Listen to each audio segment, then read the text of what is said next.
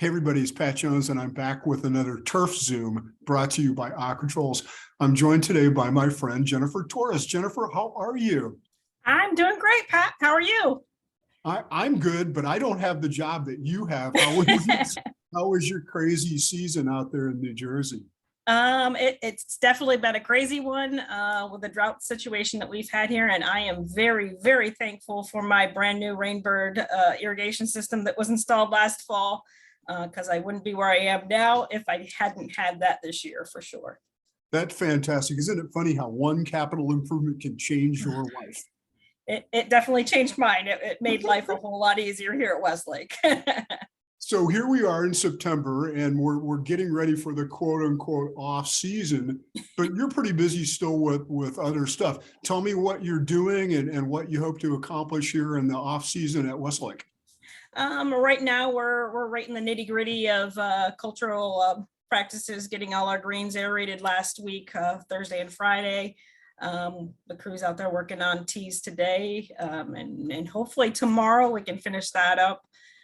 Depending on, we might actually get some rain here in the Northeast tomorrow. So, and then we're diving into aerating our fairways, which are in desperate need of aeration and verticutting and stuff here.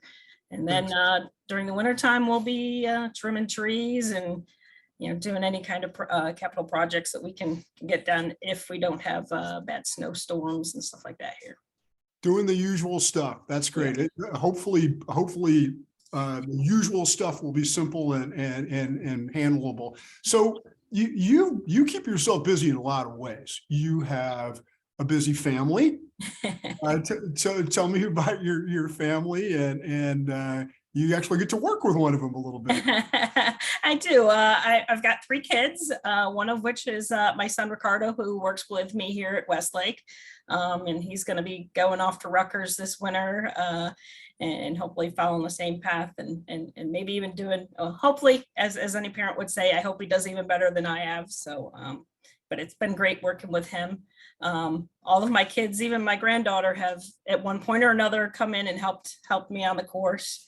I've been married for 24 years now to a great guy, so who puts up with me, and he knows by this time of the year I'm a little cranky and just, okay, let her go off and she's going to pass out. The minute she gets home, she'll be asleep. So if I asked your husband what was easier for him, dealing with you in the military, serving in the military for 4 years, or being a golf course superintendent, what would he tell me?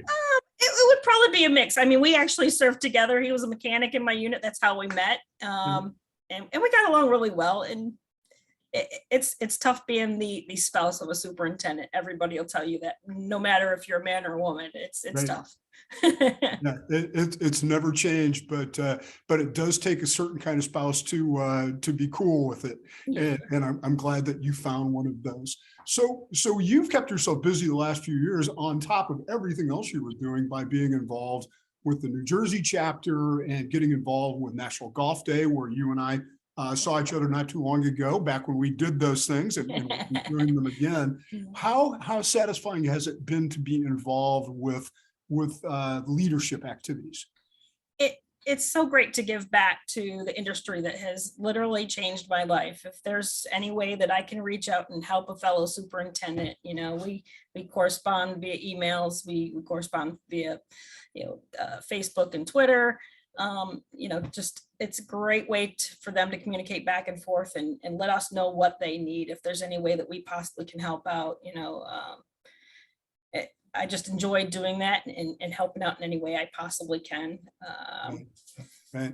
Go ahead.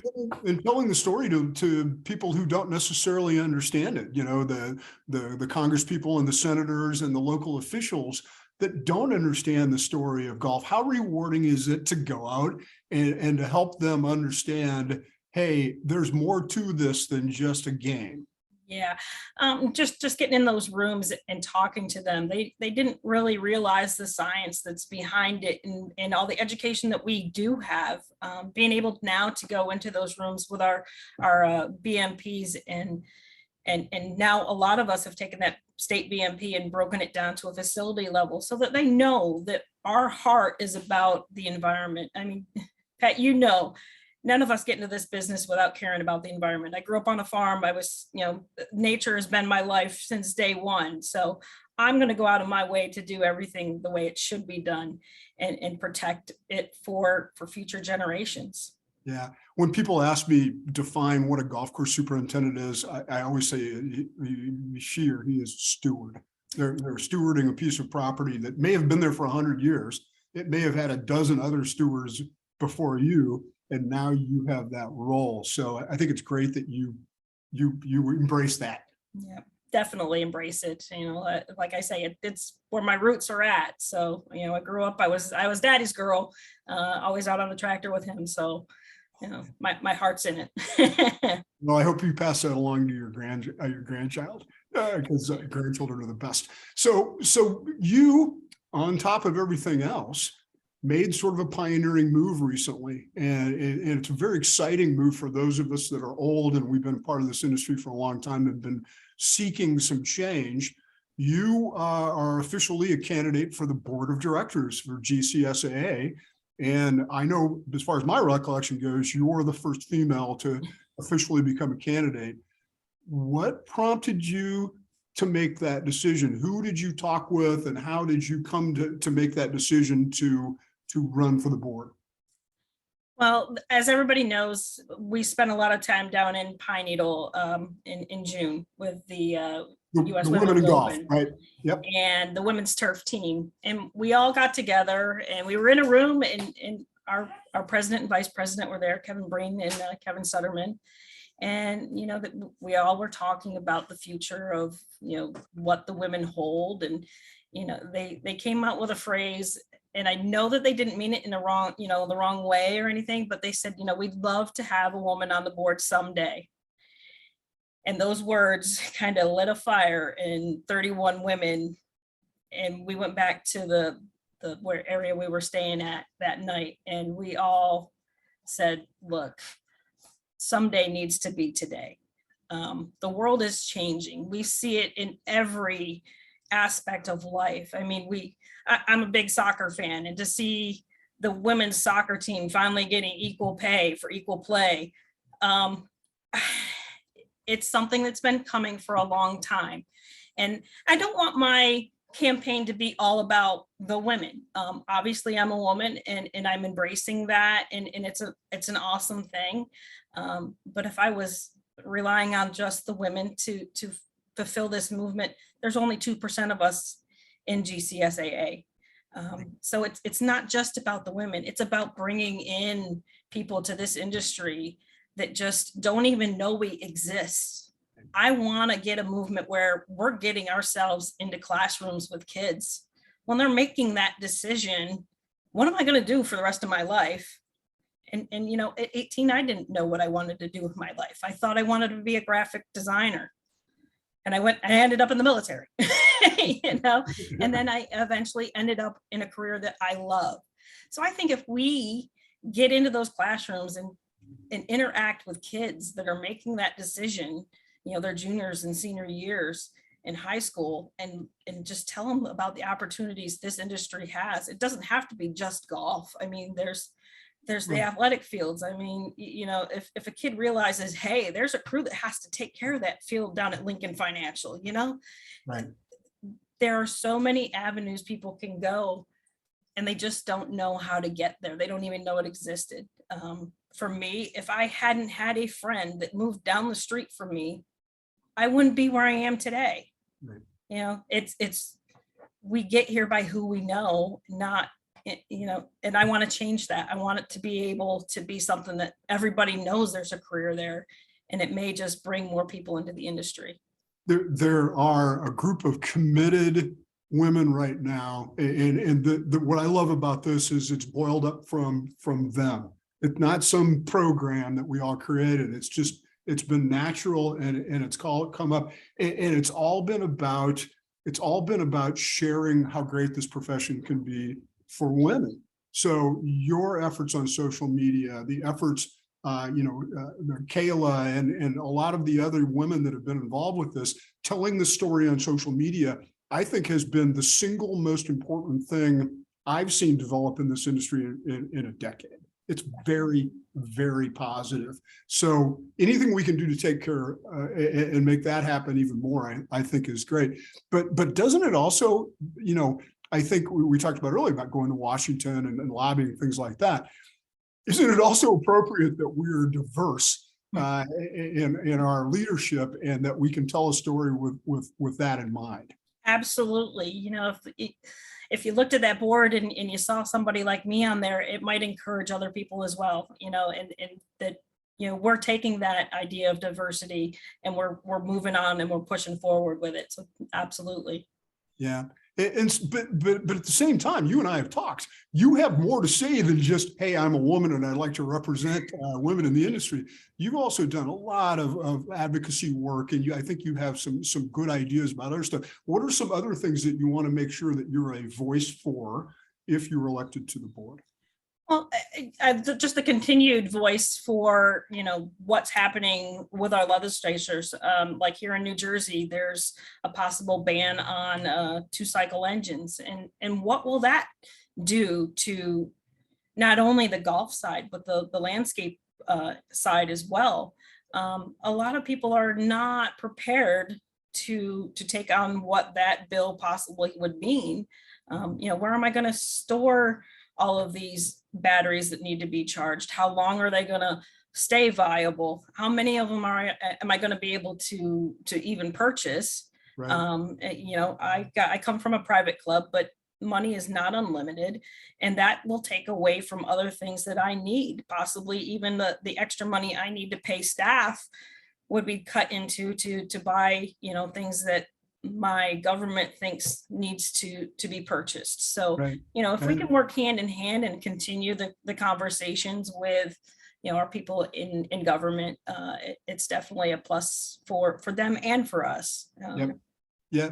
Yeah, it's going to change slowly, but hopefully it'll be done in an intelligent way. You know, California did this, and no surprise to see some states and municipalities follow, but hopefully they'll do it intelligently. So as you move forward with the next 4 or 5 months of reaching out and talking to your colleagues around the country, tell me what your message is going to be. That I would just love the opportunity to represent everyone in our industry and continue to try to bring more people into our industry is my biggie.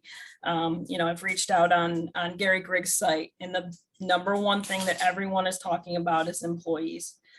So we've got to start thinking outside the box, using programs like Tyler Bloom has used, and using those people as well in our industry. I have a sister that works for the state of Pennsylvania OVR system, where she occupational rehab and vocational type of people. We need to utilize them. And if that means having the conversation with our government officials, because the biggest stumbling block that we have is transportation for these people to get to a place of employment. Tyler was able to use the people down in Maryland or Baltimore where he was at. And for me, I reached out and tried to use that program, and there was no way for any of these people to get to the golf course. Right. But it's outside the box problem solving. Definitely. And looking at something more than, well, we've been paying $11.50, let's try $12.50. Yeah. That ain't going to do it. So I do agree that we need to get more creative about this, and we need to look to non-traditional sources of labor. And we've been talking about this, again, I'm old, and we've been talking about this for decades, but you know what we never talked about? Women. So Yeah. I'm delighted to see this happening. This has been something, and honestly, I salute you for being a pioneer, but I hope there's a hell of a lot more of you coming. Oh, there are. You know, the girls also volunteered down at the Little League Softball World Series, and there were a lot of youngsters there. And I was heartbroken that I couldn't go, but there's no way I could escape here for a while, for another week. So, but seeing them and their passion and the passion of us older women in the industry, that we're passing on our knowledge to them, we're in a good place, and we're going to continue to grow. I see us working even more with our programs, the FFA and 4-H, I think are definite outlets that we can touch base with. Just, we got to get people here because people don't know we exist. Yeah. Okay. Final thought. Here's your campaign stump. Why should we elect you to the GCSA Board of Directors? Just to continue to grow, to show that diversity, and let me use my face to get people into this industry if that helps us. Let me represent you in a positive way and be the voice for so many that maybe don't feel like they've been heard. I can be that voice, and I'm pleased to be that voice. I'm proud to be that voice. Well, on behalf of me, and on behalf of Aquatrols, we've been delighted to give you a chance to tell your story today. And I wish you the best of luck. I don't get a vote. I don't know why. They've never given me a vote, Jennifer, but obviously I would consider you strongly if I had a vote. Thank you so much for your time. And thanks again to Aquatrols for helping to bring this topic to the forefront, and good luck to you with both the election part and the non-election part. Another off season in New Jersey. Thanks for your time, Jennifer. Thank you, Pat. Appreciate it.